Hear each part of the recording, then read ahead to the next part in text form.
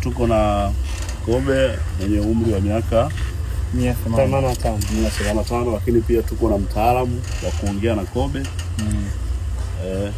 Yes, ninaweza nikamgusa akainuka juu. So hapa kama hii nyumba iko hivi. Uzuri kobe ang'ati huyu.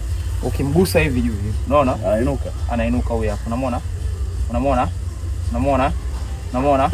Lakini naweza nikamgonga akaingia ndani ya hili dudu. Unaona? Haingii. Ngoja, anaingia kiongozi. Ngoja, unaona? Haingii hapo, labda sasa umnyonge sasa. Unaona? Unaona huko mbele. Ngoja, anaingia. Sasa atakosa pumzi. Ngoja, anaingia.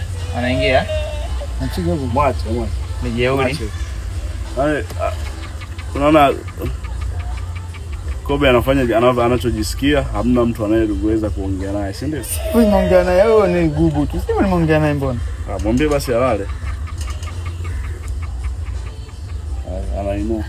Itakuwa unakuja wakati mbaya, lakini huwa ni msikivu. Hilo kulalia la unamwona yule kule. Yeye amelala. Yuko.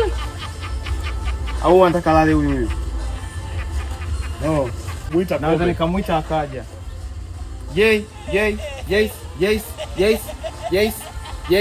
Yes. Namuita anakuja. Yes. Unamuita anakuja au anaelekea huko? Ngoja hata mwenyewe anaanza. Yes. Hata ukimuita jina lingine. Oya, jo. Yes. Umeona anamuita na anakuja. Yes. Huyu ni kobe jamani, huyu ni kobe. Ana umri wa miaka 98. Huyu ni wa pili mkubwa wao yule pale. Yes. Na nikamwambia kaa chini. Au njoo.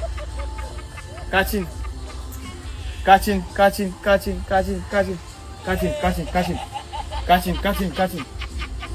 Si umenielewa? Yes, kwa hiyo tuna namna tukaongea nao wanyama na wakatusikiliza. Si unaelewa? Naweza nikamwambia ainuke na akainuka. Yes, nyanyuka. Yes, acha dharau. Na hisi itakuwa ni njaa ila ananyanyukaga. Kaka, unaona mimi mtoto? Kwa nini kama? Ngela. Ah,